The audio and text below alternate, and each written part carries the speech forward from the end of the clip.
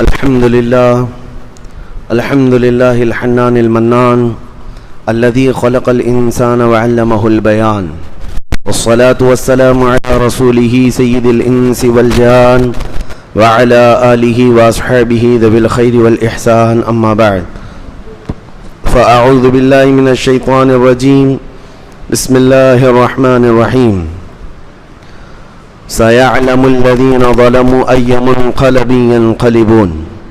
وقال الله تعالى: وما الله بغافل عما يعمل الظالمون. صدق الله مولانا العظیم. بارگاہ رسالت معاب صلی اللہ تعالی علیہ وسلم میں درود پاک کا ہدیہ پیش کریں. اللہم صلی علی سیدنا محمد معدن الجود والکرم وآلہ واصحابہ الکرام وابنہ الکریم وبارک وسلم صلاة دائمة سرمدا ابدا. عزیزان گرامی وقار، محرم الحرام اسلامی سال کا پہلا مہینہ، اور آپ تمامی حضرات جانتے ہیں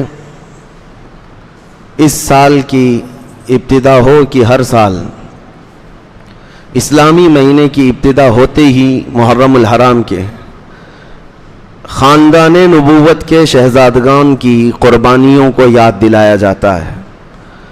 اہل بیت اطہار کے نونہالوں کی قربانیاں یاد دلائی جاتی ہیں. اور جب سال ختم ہونے کو آتا ہے ذی الحجہ کا مہینہ، اس وقت بھی دو نبیوں کا ثبات و استقامت اور اسماعیل علیہ السلام کی قربانی یاد دلائی جاتی ہے. ہمارے سال کی ابتدا بھی قربانی سے ہے اور اس کی انتہا ختم بھی قربانی پر ہے. ایک خاص وجہ یہ ہے کہ اسلام کے اندر قربانیاں ہیں. یہ شہادت گہے الفت میں ہے قدم رکھنا، لوگ آسان سمجھتے ہیں مسلمان ہونا. ہمیشہ سے ایک بات یاد رکھیں، دین اسلام ہم تک جو پہنچا ہے اس میں بڑے بڑے اکابرین، اسلاف، اولیاء کاملین کی بڑی قربانیاں ہیں. اس دین کو ہمارے گھروں تک پہنچانے کے لیے ہمارے اکابرین نے کوڑے بھی کھائے ہیں، پھانسیوں پر بھی لٹک گئے، اور سالوں تک جیلوں میں قید بھی رہے. سب ہو جانے کے باوجود انہوں نے دین اسلام پر کوئی آنچ آنے نہیں دی. ہم تو کربلا کی داستان سناتے سناتے تھک جاتے ہیں، ختم ہو جاتی ہے، اور اس کے بعد جو قربانیاں ہیں دین اسلام میں وہ اور بھی ہیں. مولا امام حسین امام علی مقام سید الشہداء رضی اللہ تعالیٰ عنہ کی شہادت یقیناً پوری دنیا میں جو بھی سنے، چاہے وہ مسلمان ہو کہ غیر مسلمان ہو، رو پڑتا ہے. دردناک حادثہ ہے. رسول اللہ کے شہزادوں کو جس طرح بھوکا اور پیاسا میدان میں رکھا گیا تھا. لیکن میرے عزیزو، یہ قربانیوں کی ابتدا تو رسول کریم صلی اللہ تعالیٰ علیہ وسلم کی زندگی پاک سے شروع ہو چکی تھی. جب آپ نے مکہ مکرمہ میں اعلان نبوت فرمایا، کون سی مشقت نہیں اٹھائی رسول محترم صلی اللہ علیہ وسلم نے. 3 سال تک مکہ والوں نے سوشل بائیکاٹ کر کے رکھا تھا. کوئی کھانا پانی جانے نہیں دیا جاتا تھا آپ کے شعب میں، آپ کی وہ گھاٹی میں جہاں حضور صلی اللہ علیہ وسلم اپنے خاندان کے ساتھ تھے. ان 3 سالوں میں پتے کھائے، چمڑے ابال کر کے کھائے. یہ قربانیوں کی ابتدا تو زمانے نبوی سے شروع ہو چکی تھی. اور یہ بھی تو قربانی ہے کہ جب آپ حرم میں جائیں تو آپ کی پیٹھ پر اوجڑی ڈال دی جائے. اور عقبہ بن ابی معیط ایک شخص ایسا ہے جس نے رسول اللہ صلی اللہ علیہ وسلم کے گلے میں رومال ڈال کر کے گھمایا تھا اور کھینچا تھا، جس کی وجہ سے حضور کے گلے میں سوجن آ گئی تھی. یہ سب قربانیاں ہی تو ہیں. اور مکہ مکرمہ میں عمار بن یاسر اور ان کے والد گرامی کو آگ میں جلایا جاتا تھا. بلال حبشی کو، خباب ابن الارت کو، خبیب ابن عدی کو، زید بن دسنہ کو، یہ وہ صحابہ ہیں جن کو مکہ والوں نے تڑپایا ہے. صرف تڑپایا نہیں، ان کے ایک ایک عضو کو کاٹا ہے. انگلیاں کاٹی ہیں، ناخنوں کو کھینچا ہے، کان کاٹے ہیں، ناک کاٹے ہیں. قربانیوں کی ابتدا تو زمانے نبوی میں ہو چکی تھی.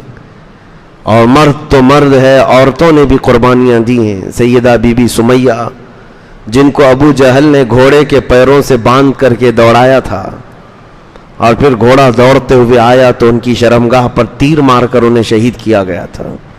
یہ پہلی شہیدہ ہیں اسلام میں. عورتوں نے بھی قربانیاں دی ہیں, بچوں نے بھی دی ہیں. آج یہ ایک میسج ہے آپ تک کہ اللہ تبارک و تعالیٰ نے کتنے سکون کی زندگی آپ کو دی, ہمیں دی ہے. اس دور میں ایک اذان دینے کے لیے نہ ہمیں کوئی دقت ہے, نماز پڑھنے کے لیے ہمیں کوئی تلوار لے کر نہیں کھڑا ہے کہ اگر سجدے میں جاؤ گے تو سر کاٹ دوں گا, کوئی ایسی مصیبت نہیں ہے. رب تبارک و تعالیٰ نے بے پناہ آزادیاں دی ہیں, پلس اس پر یہ کہ ہمیں اچھا کھلا بھی رہا ہے, اچھا پلا رہا ہے, اچھا پہنا رہا ہے, ہمارے دولت میں فراوانی ہے, سب کچھ ہے. یہاں پر آرام ہی آرام ہے, اس کے باوجود ہم دین پر کتنے قائم ہیں یہ دیکھنے کی ضرورت ہے. آج ہم اپنے دین اسلام کو اپنے گھروں میں ہی اجنبی بنا رکھے ہیں. اسلام اسلام کے نعرے تو ہم لگاتے ہیں, لیکن اس اسلام کو نہ ہم اپنی بچیوں پر دیکھنا چاہتے ہیں, نہ بیویوں پر دیکھنا چاہتے ہیں. ان کو ننگا گھمائیں گے, اس وقت اسلام کہاں ہے؟ اسلام کے نعرے لگانے والے ہیں. یقیناً اسلام سے تمہاری اگر محبت ہے تو تمہیں اسلام کو اپنے گھر میں بھی دیکھنا ہوگا. اپنے گھر کے اندر بھی جب ننگا ناچ رہے ہوں اور عورتیں بے پردہ باہر جا رہی ہوں تو اس وقت تم دین اسلام کو تو بے پردہ کر کے بھیج رہے ہو. اسلام سے محبت کا معنی یہ ہے کہ آپ اپنے اوپر بھی اسلام کو پسند کرو اور اپنے گھر والوں پہ بھی اسلام کو پسند کرو. یہ نہیں ہے کہ اسلام کو ہم نے اپنے گھروں میں اجنبی بنا رکھا ہے, دوسرا آئے. حیرت کی بات ہے, اسلام تو ہمیں مسجدوں میں تو نظر آ جاتا ہے, جمعہ میں اگر آ گئے سب کے سب سجدہ ریز ہیں, لیکن یہی اسلام شادیوں کے محلوں میں کیوں نہیں نظر آتا؟ جب شادیاں ہوتی ہیں مسلمانوں کی, بڑے امیروں کی, تو وہاں اسلام کیوں نہیں نظر آتا؟ میرے عزیزو, کہیں تو ہم ناانصافی کر رہے ہیں. ہم اپنے ہاتھوں اپنے دین کو تباہ کرنے کی کوشش کرتے ہیں, انجانے میں ہی صحیح, لیکن ایک بہت بڑا ایسا عمل ہے جس کا خمیازہ ہماری نسلوں کو بھگتنا پڑے گا. آپ کو میں مثال بتا دوں, صدیق اکبر رضی اللہ تعالیٰ عنہ دسترخوان پر بیٹھے, اسلام کو کیسے گھر میں پسند کرتے تھے. اسلام تو اسلام ہے. بیٹے نے ایک مرتبہ اتنا کہا کہ یہ لوکی کی سبزی جو بنی ہوئی ہے یہ مجھے اچھی نہیں لگتی ہے. صدیق اکبر رضی اللہ تعالیٰ عنہ نے تلوار نکال لی اور کہا اٹھ جا میرے دسترخوان سے, دسترخوان سے اٹھ جا. کہا ابا جان میں نے تو صرف سبزی کے بارے میں کہا. کہا اس سبزی کے بارے میں ہرگز نہ کہنا, اس لیے کہ میرے رسول کو پسند تھی, میرے نبی پاک صلی اللہ تعالیٰ علیہ وسلم کی پسندیدہ سبزی ہے, اور اگر تجھ کو یہ نہیں پسند ہے تو میں ایسا بیٹا نہیں برداشت کر سکتا جس کو رسول اللہ کی پسند نہ پسند ہو. یہ اسلام اپنے گھروں میں بھی دیکھنا وہ چاہتے تھے. وہ تو سنت مصطفیٰ, حالانکہ سبزی کے متعلق اختیار ہے آپ کو, جو کھانا ہے کھائیں, فرض واجب یا حرام ناجائز تو نہیں ہے. لیکن صدیق اکبر رضی اللہ تعالیٰ عنہ کا ایمان بہت بلند تھا. عزیزان گرامی وقار, جب ہم یہ انقلاب اپنے گھروں میں بھی لائیں گے, ان قربانیوں کو دینا پڑے گا, تو انشاءاللہ العزیز وہ دن دور نہیں کہ بہاریں ہمارے گھروں سے نکلیں گی انشاءاللہ. میں چند باتیں آپ کے سامنے رکھتا ہوں کہ قربانیوں کی ابتدا زمانہ نبوی سے ہوئی, اور پھر وہ ہجرت بھی حضور صلی اللہ علیہ وسلم کی بڑی قربانی تو ہے, اپنا وطن چھوڑنا اور دوسرے شہر جا کر آباد ہونا, پھر پورے ساتھیوں کا ساتھ چلنا, ایک بہت بڑی قربانی ہے. جب شہر مکہ چھوٹ گیا اور اپنے مدینے میں آباد ہوئے تو کیا یہ قربانی نہیں ہے, اپنا وطن اصلی چھوڑنا؟ پھر وہاں جانے کے بعد مسلسل جنگیں اور لوگوں کا مقابلہ, 10 سال تک تقریباً 17 جنگیں, سال بھر کا بھی موقع نہیں ملتا تھا سانس لینے کا. یہ بھی تو قربانیاں ہیں. کتنے عظیم صحابہ جنگوں میں شہید ہوئے. ایک ہی جنگ احد میں 70 صحابہ گئے, جن میں رسول کریم صلی اللہ علیہ وسلم کے سگے چچا, ان کے سفیر, ان کے خاص صحابہ شہید ہوتے گئے. یہ سب چیزیں دیکھ کر صبر کر لے جانا یہ بہت بڑی قربانی ہے. اور ان قربانیوں کی ابتدا جب حضور کے زمانے سے ہوئی تھی تو خلفائے راشدین کے زمانے میں بھی چلی, اور پھر کربلا کے میدان میں یہ کھل کر کے سامنے دیکھنے کو ملا. دنیا کی ایک ایسی عظیم قربانی جس میں خاندان رسول کا بچہ بچہ اپنی جان لے کر میدان میں اترا, اور کوئی پیچھے بھاگنے کی بات نہ کیا. گردنیں ان کی کٹ گئیں, بلکہ ایک دوسرے کو کٹتے ہوئے دیکھتے بھی رہے صبح سے شام تک. کوئی یہ نہیں کہا میرا بھائی اب کٹ گیا, اس کے اوپر گھوڑے دوڑ چکے ہیں, میں تو اپنی جان بچاؤں. حتیٰ کہ جو بیمار خیمے میں سو رہے تھے, زین العابدین امام سجاد بیمار تھے, بخار زدہ تھے, اس کے باوجود وہ اپنے بستر سے کھڑے ہو رہے تھے کہ سب جب جا چکے تو مجھے بھی جانے کی اجازت ملے. امام حسین نے ان کو تک دیکھا تو آپ رو پڑے اور کہا میری نسل تجھ سے چلنی ہے اور تم آرام کرو, میرے بعد خاندان نبوت کی ان عورتوں کو کون لے جائے گا, کون ان کا سہارا ہوگا. امام زین العابدین اس بات پر روتے رہے زندگی بھر کہ مجھے میدان میں اترنے نہیں دیا گیا ہے. تو کیسا جذبہ تھا ان کا, قربانیاں تو ان کی ماں نے ان کی گٹھی میں پلایا تھا, ان کو بچپن سے یہ جذبہ دیا گیا تھا, اسی لیے وہ میدان میں ڈٹے رہے, جمے رہے. عزیزان گرامی وقار, میں آپ کو ایک بات بتا دوں کہ اللہ تبارک و تعالی اس کا ایک قانون ہے, اس کا ایک دستور ہے, وہ اپنے بندوں سے امتحان لیتا ہے اور اس کے بعد ظالموں کو ان کے انجام تک پہنچاتا بھی ہے. بعض لوگ یہ سوچتے ہیں کہ ہم ابھی اترے اور اللہ کی مدد آ جائے اور اللہ تعالیٰ ایسی مدد کرے کہ سب کافر دشمن اسلام جتنے ان کے دانت کھٹے ہو جائیں, یہ سرنگو ہو جائیں, یہ خائب و خاسر ہو جائیں, ذلیل ہو جائیں. یہ ٹھیک ہے, تمنا ہے, لیکن تمہیں تاریخ یہ دیکھنی پڑے گی. رسول کریم صلی اللہ تعالی علیہ وسلم کے زمانے سے اگر حضور دعا کر دیتے مدینے میں بیٹھ کر, تو کیا وہ مکہ کے 1000 کافر جو بدر میں آ رہے تھے زمین میں نہیں دھس جاتے؟ کیا ان کے لیے آسمان سے عذاب نہیں آ جاتا جو انہیں گرفتار کر لیتا؟ حضور مدینے میں بیٹھ کر دعا نہیں کر رہے تھے, بلکہ 313 نہتے صحابہ کو لے کر بدر کے میدان میں اترے, اور وہ بھی روزے کے عالم میں ہیں, رمضان کا مہینہ ہے, پیدل چل کر کے گئے, 4 گھوڑے ہیں سب 313 کے پاس, تلواریں سب کے پاس نہیں. یہ ایک عظیم امتحان کے لیے اتارا گیا, اور جب سب صحابہ نے یہ اپنا حوصلہ اور اپنی استقامت دکھا دی, تب رات کے وقت رسول کریم صلی اللہ علیہ وسلم نے یوں دعا کی کہ اے اللہ اس جماعت کو اگر تو نے فتح نہیں دی تو قیامت تک اس زمین پر سجدہ کرنے والا کوئی نہیں آئے گا. اب یہ محبوب کی دعا تھی, مناجات تھی اپنے رب کی بارگاہ میں, پھر اللہ تعالیٰ نے روشن فتح عطا فرمائی. یہ نہیں ہے کہ ہم اپنی مسجدوں میں بیٹھ کر کے تسبیح پڑھیں اور دعائیں کرتے رہیں, ہمیں عملی میدان میں اترنا چاہیے. اب عملی میدان میں اترنے کا مطلب کیا ہے؟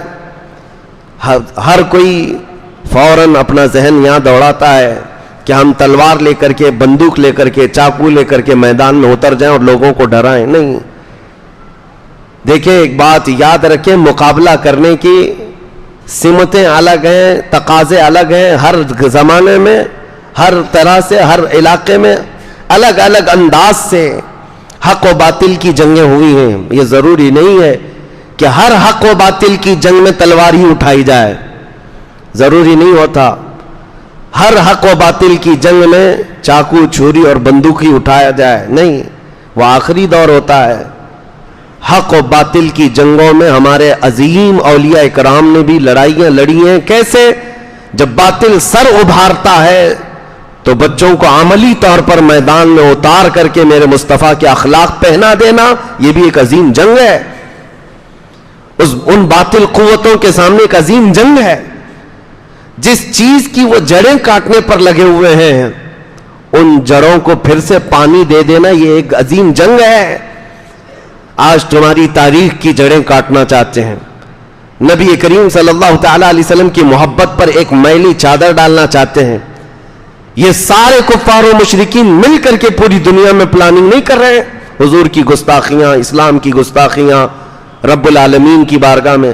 آپ کبھی محسوس کرتے ہیں ایکس مسلم نام سے تو بہت سارے لوگوں کو لا کر کے ہاٹ سیٹ پر بٹھایا جاتا ہے. ایکس ہندو دیکھا, ایکس کرسچن دیکھا کہ جو کرسچینٹی چھوڑ کر کے آیا ہو یا ہندوازم کو چھوڑ کر کے آیا ہو, اس کو بھی لا کر ہاٹ سیٹ پر بٹھا کر اس سے ڈیبیٹ کیا جاتا. نہیں, ایکس مسلم, یہ باضابطہ پری پلانڈ ہوتے ہیں, یہ پورے پیدا کیے ہوئے کتے ہوتے ہیں جن کو پال کر کے لایا جاتا ہے. میں صرف آپ کو ایک مثال دے رہا ہوں. پوری دنیا جب نشانے پر رکھ چکی ہے تاریخ اسلام کو, قرآن کو, رسول کریم صلی اللہ علیہ وسلم کی ذات کو, ان حالات میں اب تم خود حالت جنگ میں ہو.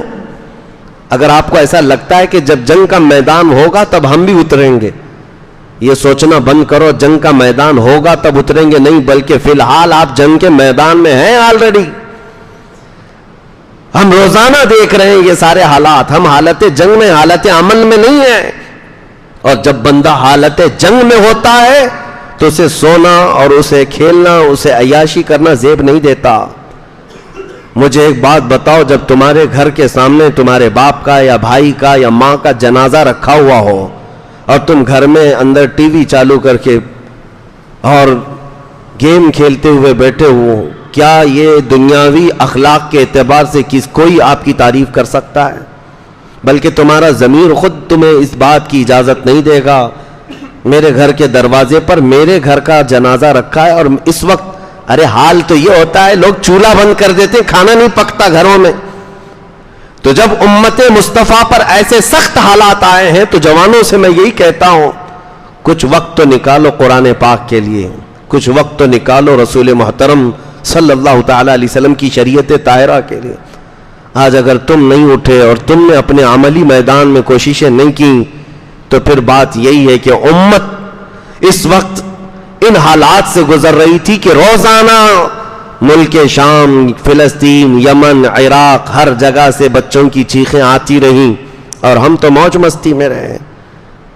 آپ لوگوں کا ایک سوال ہو سکتا ہے ہمیں کیا کرنا چاہیے؟ میرے عزیزو، دل کو نرم کر دینا یہ بھی بہت بڑا کمال ہے. اپنے دل کو نرم کر لو. بس یہاں بیٹھے ہو، تم جا نہیں سکتے اتنے بڑی دور اور وہاں جا کر کے مقابلہ نہیں کر سکتے، یہ ہمیں بھی تسلیم ہے، ہمیں بھی پتا ہے. لیکن ہمارا تقاضا صرف اتنا ہے، یہاں بیٹھے ہوئے دل سخت تو نہ کرو.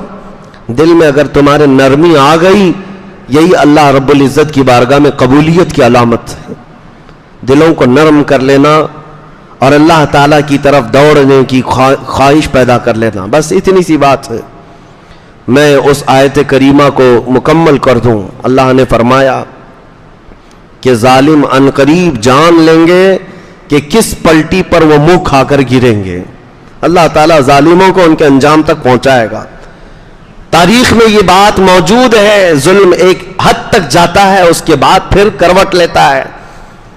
الحق یعلو ولا یعلی علیہ، حق غالب ہو کر رہے گا، اس پر اللہ کسی اور کو غالب نہیں کرے گا. ہاں، چند دنوں کے لیے چاند پر بھی گہن لگ جاتا ہے، لیکن اس کا مطلب نہیں کہ چاند کالا ہو گیا. جب گہن ہٹتا ہے تو پھر چاند اپنے شباب کے ساتھ چمکتا بھی ہے. اگر خاندان نبوت پر کربلا جیسا واقعہ پیش آیا ہے تو اس کا مطلب یہ نہیں ہے کہ نبی کا خاندان مٹ گیا. دنیا آج بھی جانتی ہے، پوری دنیا کے چپے چپے میں میرے مصطفیٰ کا خاندان آباد ہے، سادات کی خوشبو ہر جگہ موجود ہے. لیکن تخت پر بیٹھے ہوئے شاہی حکمرانوں کے خاندان کہاں چلے گئے؟ یزید کے بچے کہاں ہیں؟ یزید کا خاندان کہاں ہے؟ کوئی نہیں بتا پاتا.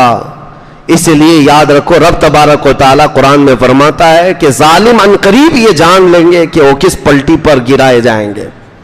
اب ایک بات میں آپ کو بتاؤں، حالات پھر سے ہمارے ساتھ ایسی ہی ہیں. کربلا واقع ہونے کو ہے اور یزیدی فتنے جنم لے چکے ہیں. جگہ جگہ یزید ہیں اور وہ اپنے طاقت کے زور پر پوری دنیا کے نظام کو بدلنا چاہتے ہیں. اب ہم پوری دنیا میں نہ جائیں تو اپنے ملک میں ہم حالات دیکھ رہے ہیں. یہاں پر اب حسین اعظم کے کردار کو زندہ کرنے کی ضرورت ہے. ہم چھوٹی چھوٹی سی باتوں پر بلک اٹھتے ہیں، تڑپ اٹھتے ہیں. کہاں حسین اعظم کی کردار؟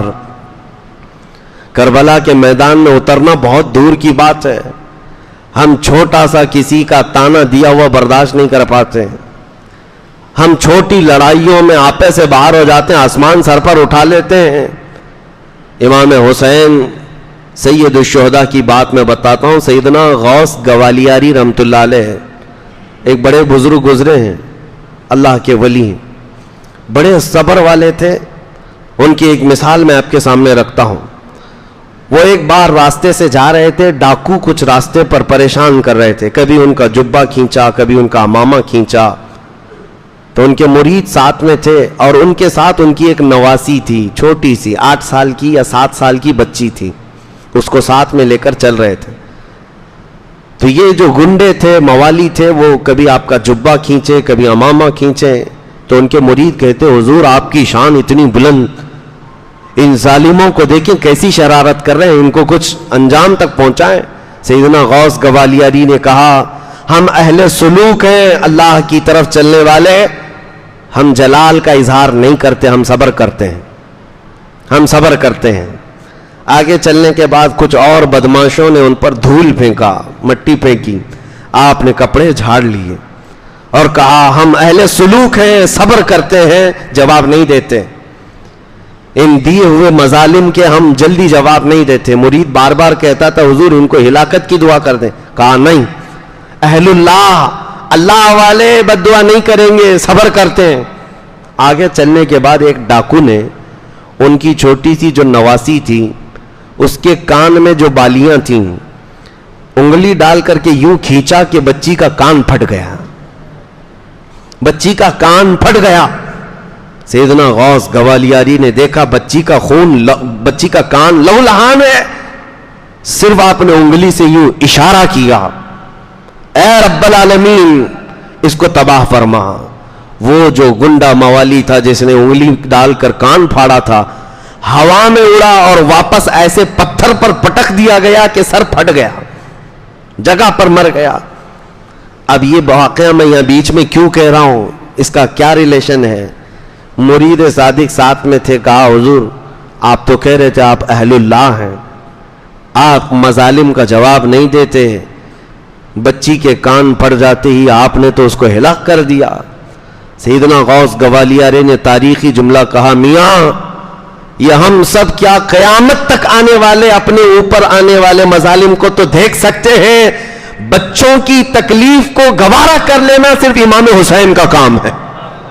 صرف اس صبر کے درجے پر وہ صرف کربلا کی داستان میں ہے، باقی کوئی نہیں برداشت کرتا.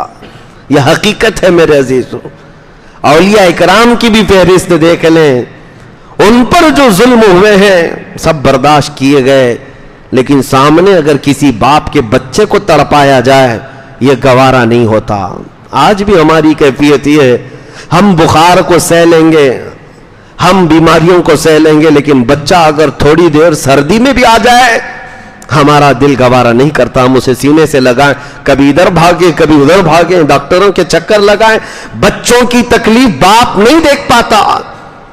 اب اس بات کو سن کر کے پھر اندازہ لگاؤ کربلا کے میدان میں اس حسین کا کلیجہ کتنا بڑا تھا، جنہوں نے اپنے جوان بیٹے علی اکبر کی لاش اپنے کندھے پر اٹھا کر لائے، اور وہ بھی ٹکڑے ہو چکی لاش، جس کے ٹکڑے ہو چکے تھے، اور اپنے سگے بھتیجے امام قاسم کی لاش جس پر گھوڑے دوڑ چکے ہیں، اور پھر اس پر طرفہ یہ کہ 6 ماہ کے چھوٹے بچے کو جب ان کے ہاتھ میں موجود پانی کی طلب لے کر آنے پر گلے پر تیر چلا دیا جائے، بچہ جب ہاتھوں میں خون میں لت پت ہو، اس منظر کو دیکھ کر دنیا کی کون سی ہستی ہے جو برداشت کر پائے؟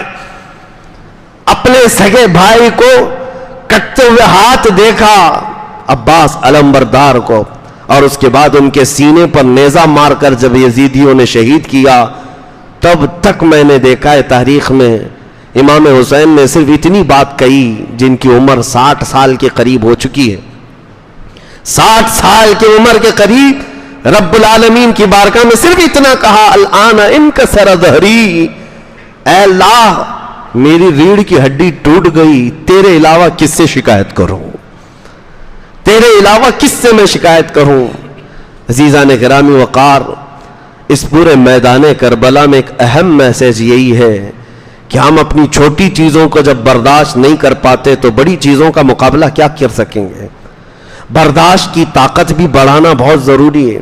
اولیاء اکرام کی سیرت میں اگر دیکھیں گے آپ، تصوف میں ایک باب ہے، وہ خلافت اس وقت تک دیتے نہیں تھے جب تک مرید کو پیاس برداشت کرنے کی طاقت نہ آ جائے، بھوک برداشت کرنے کی طاقت نہ آ جائے، اور لوگوں کے مظالم سہنے کی طاقت نہ آ جائے. تب تک مارے متحرہ میں تو باضابطہ اس پر تربیت دی جاتی تھی. خاص طور پر مچھلی کھلا کر رات میں یوں ہی دروازہ بند کر کے سلا دیا جاتا، صبح تک وہ بندہ تڑپتا رہتا، پانی نہیں دیتے. اور اگر کوئی بہت زیادہ اتاولا ہو جاتا کہ پانی نہیں تو اس کو بھیج دیا جاتا، جا تو یہاں کی خلافت لینے کا اہل نہیں ہے۔ برداشت کی طاقت پیدا کرنا مسلمان کے لیے بہت ضروری ہے، اور یہی کربلا کے میدان میں ہمیں ایک بہت بڑا عظیم پیغام ملا ہے۔ مرد تو مرد ہے۔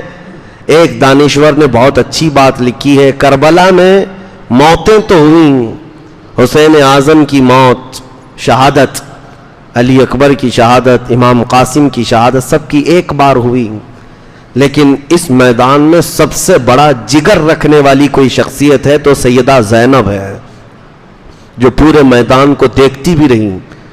ان کے بچے بھی سامنے شہید ہوئے، بھائی شہید ہوا ہے، بھتیجے بھانجے سب شہید ہوئے، اور اس کے بعد جو حالات ہوتے ہیں، سب کی موت کے بعد جب ان کو بندی بنا کر، قیدی بنا کر دمشق تک لے جایا جا رہا، زنجیر باندھ کر کے، رسول اللہ کی وہ شہزادی نے کتنا سہا ہوگا۔ یزید کے دربار میں پہنچنے کے بعد انہوں نے اپنے اندر جتنا تھا سب نکال دیا۔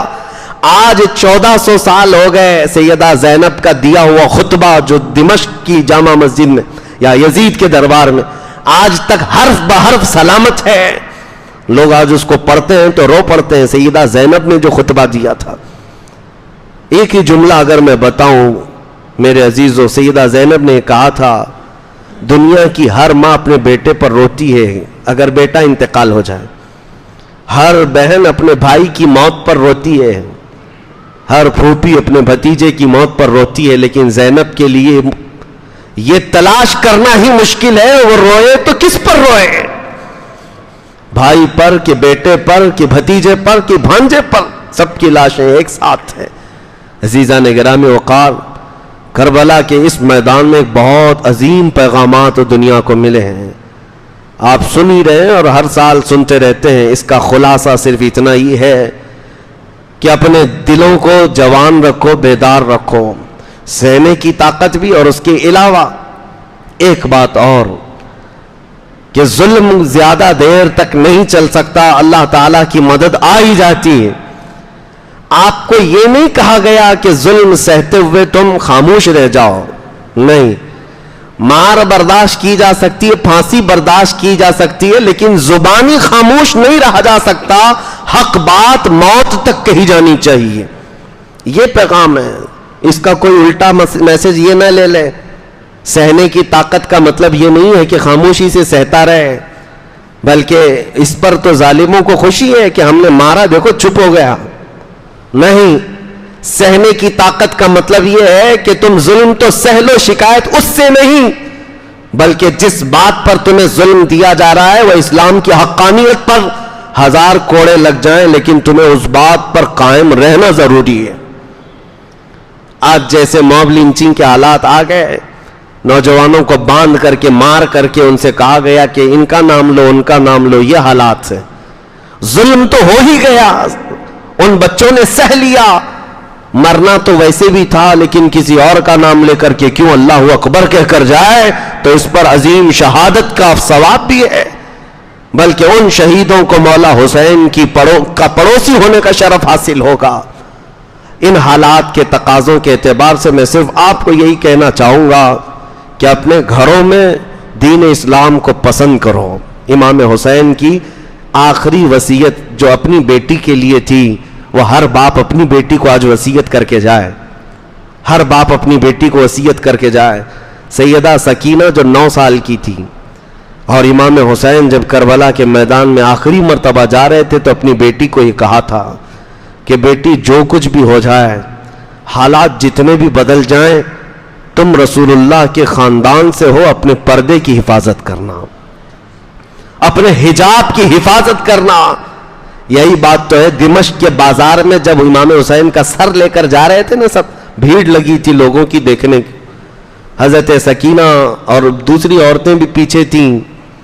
ایک صحابی رسول اس زمانے میں 80 سال کے ہو چکے تھے، وہ آئے، انہوں نے یہ لٹا ہوا قافلہ دیکھا تو رو پڑے، اور قریب آئے، سیدہ بی بی سکینہ چھوٹی سی تھی، کہا بیٹی تم کس کی بیٹی ہو؟ لڑکی نے کہا یہ جو سر جھا رہا ہے میں اسی کی بیٹی ہوں۔ وہ صحابی پھوٹ پھوٹ کر روئے، کہا اے بچی میں برسوں سے ملک شام میں ہوں، میں رسول اللہ کا صحابی ہوں، اس گردن کو چومتے ہوئے دیکھا ہے میں نے رسول اللہ کو، جس کو آج ان کی امت نیزے پر لے جا رہی ہے۔ اے میری بچی، کوئی حاجت ہو تو بتاؤ، میں یہیں کا رہنے والا ہوں۔ اس بچی نے 9 سال کی عمر میں، جبکہ قافلہ لٹا ہوا جا رہا ہے، کہا کہ پہلی بات تو اس دیار غریب میں ہم سے کوئی پوچھنے والا تو آیا، اور اگر آپ پوچھتے ہیں ہماری کوئی حاجت ہے، یہ بھوکا قافلہ تھا، یہ پیاسا قافلہ تھا، تڑپ کر کہتی کہ کھانا پانی تو لے آؤ۔ کمال ہے، سیدہ سکینہ نے کہا بابا جان آپ اگر ہماری حاجت پوچھنے آئیں تو صرف اتنا کر دیں کہ یہ جو سر لے کر کے جا رہے ہیں ان کو تھوڑا آگے بڑھا دیں، ہمارے قافلے سے آگے بڑھا دیں۔ کہا بچی ایسا کیوں کہہ رہی ہو؟ کہا اس لیے کہ سر حسین کو دیکھنے کے لیے بہت سارے لوگوں کی بھیڑ آ رہی ہے، اور سر دیکھنے کے چکر میں ہمارے پردے کی حفاظت نہیں ہو رہی۔ بابا کا سر آگے لے جاؤ۔ یہ ہے پیغام حسین، اپنے گھر میں اسلام کو پسند کرنا، اور ان کی شہزادیوں نے دنیا کو دکھایا ہے۔ باپ کا سر لے جانے کے وقت بھی اگر انہوں نے کسی چیز کا خیال کیا ہے تو رسول اللہ کی شریعت کا خیال کیا ہے۔ یہاں ہمارے گھر میں نارمل بھی کسی کی موت ہو جائے تو عورتیں تو بے پردہ باہر نکل آئیں گے، نہ ان کے سروں کے دوپٹوں کا خیال ہے، یہ ماتھا پیٹنا سینٹنا پیٹنا، ان کو تو کوئی ہوش و حواس نہیں رہتا، چاہے جیسی حالات آ جائیں۔ پیغام حسین یہی ہے، آخری کربلا کے میدان کا میسج اپنی بیٹی کے لیے یہی تھا کہ بیٹی حالات جتنے بھی بدل جائیں تم اپنے پردے کی حفاظت رکھنا، اپنے حجاب کی حفاظت کرنا۔ کیوں پیغام نہ دیتے حسین؟ اس لیے کہ اس گود میں پلا ہوا حسین ہے جو فاطمہ کا لاڈلا، جس کو کسی آنچل نے، جس کے آنچل نے آج تک نہ دیکھا مہر و ماہ نے، اعلیٰ حضرت نے فرمایا چاند و سورج نے جس کے آنچل کو نہ دیکھا ہو، اس ردائے عفت پہ لاکھوں سلام، سیدہ طیبہ ظاہرہ، اس جان احمد کی راحت پہ لاکھوں سلام۔ اس حسین اعظم کا پیغام کیوں نہیں ہوتا؟ ماں کو دیکھا تھا، ماں کی وصیت کو بھی سنا تھا کہ رات کے وقت جنازہ لے جائے، کوئی جنازے کو بھی دیکھنے نہ پائے۔ عزیزان گرامی وقار، یہ بات صرف اس لیے کہہ رہا ہوں کہ آج بدلو، اپنے گھروں میں اسلام پسند کرو۔ یہ نہیں کہ اسلام زندہ باد، اسلام زندہ باد ہم نعرے لگائیں اور اپنی بیوی پر بھی اسلام پسند نہیں، اپنی بیٹیوں پر اسلام پسند نہیں، اپنے گھر کی بچیوں پر اسلام پسند نہیں، ان کو ننگا گھمانا تمہیں شوق ہو، پھر کون سی اسلام زندہ باد کے نعرے ہیں؟ پہلے اپنے گھروں سے اس کی شروعات ہو۔ تو میں سمجھتا ہوں کربلا کا پیغام ہر گھر میں پہنچ گیا۔ رب العالمین کی بارگاہ میں دعا ہے مولا کریم کہنے سننے سے زیادہ عمل کی توفیق عطا فرمائے۔ قدیر و جبار خدا ہمارے گھروں میں حسین اعظم کی محبت میں پلنے والے جوان پیدا فرما، ہماری بچیوں کو سیدہ کائنات فاطمہ الزہرا کی کنیزوں میں شامل فرما، قیامت کے دن اہل بیت نبوت اور رسول اللہ کے صحابہ کے ساتھ ہمارا حشر عطا فرما۔ وآخر دعوانا ان الحمد للہ رب العالمین۔